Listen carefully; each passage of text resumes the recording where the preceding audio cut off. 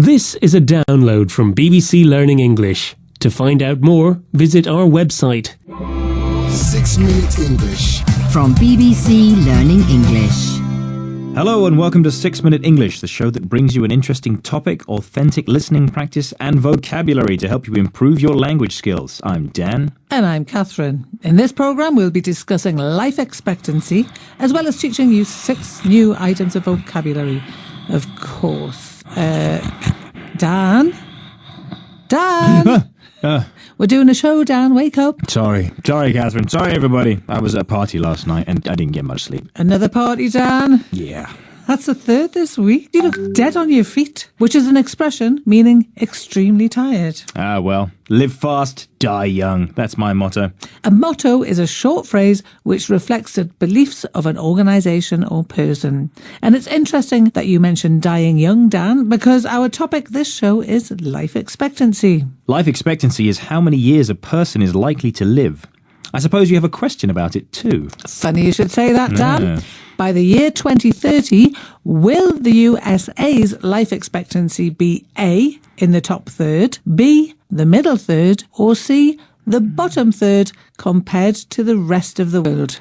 Well, the USA is quite a rich country, so I'm going to say A, the top 1/3. And we'll find out later in the show if you're right or not. Now, Dan, life expectancy. So, which country do you think has the current highest life expectancy? Everybody knows that's Japan. Come on. Yes, but new analysis by the World Health Organization and Imperial College London predicts that it won't always be so. Now, they analysed 35 industrialised countries and found that by the year 2030, South Korea will be the leaders with an average life expectancy of a whopping 90 years. Wow. How did they do that? Well, let's find out by listening to Professor Majid Ezzati, Chair in Global Environmental Health at Imperial College London. It seems to be actually, dealing with diet better than other places, being very good at taking up new medical knowledge, technology, and using it,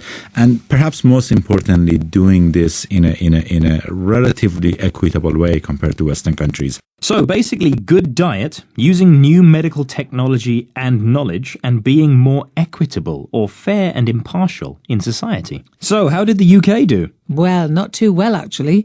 We were thoroughly beaten by our closest neighbour, France. What? How comes? I'll let Professor Majid Ezzati explain that too. So France has had some of the lowest obesity rates in the among Western countries, French women especially. UK has had some of the highest ones, and alcohol in France, at least until now, has been consumed in much more healthy patterns, and in the UK there has been a lot more binge drinking. So, France has low obesity, which is a state of being very overweight, compared to the UK's high obesity. And France drinks alcohol much more moderately than the UK, which tends to binge. Binging is when you consume a large amount of something in a short time, especially food or alcohol. So, confession time, Dan, how many drinks did you have last night? It was only orange juice, I swear. So come on, did I get the question right? You asked me by the year 2030, will the USA's life expectancy be A, in the top 1/3, B, the middle 1/3, or C, the bottom 1/3 compared to the rest of the world? And I said the USA is quite a rich country, so it's probably A, in the top 1/3. Sorry, Dan. Nice logic, but actually the USA is one of the least equitable places in the world. So their life expectancy suffers. And the answer was actually C, the bottom third. Oh, well, next week maybe. Now, let's take a look at the vocabulary from this program. First, we had dead on your feet. This is an informal expression which means extremely tired.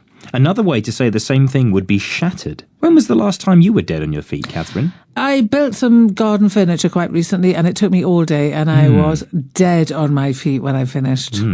Now, we had motto. Now, a motto is a short phrase which reflects the belief of an organisation or person. So, Dan, what's your personal motto?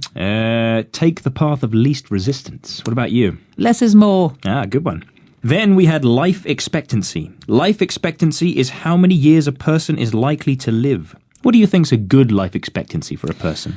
I'm hoping to get to about 85 and then I'd like a sort of quick exit because I think it's probably not much fun after that. Then we had equitable. Equitable means being fair or impartial, and it comes from the word equal. So, Dan, personal question. Would you say that your marriage is equitable? I'd like to think so, yes. I do the cooking, my wife does the cleaning, and we share the other jobs. We'll have to get Mrs. Dan in to give her opinion. After that, we heard obesity. Obesity describes a state of being very overweight. It's a medical term and is often used in connection with health problems. The report said that the UK has an obesity problem, Catherine. How do you think we can solve it?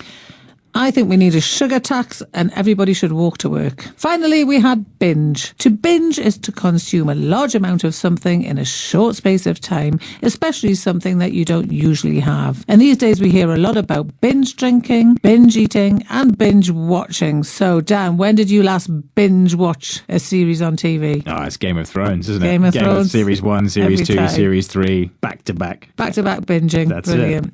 Well, that's the end of today's 6 Minute English. Please join us again soon. And we're on social media too, so make sure you find us on Twitter, Facebook, Instagram and YouTube.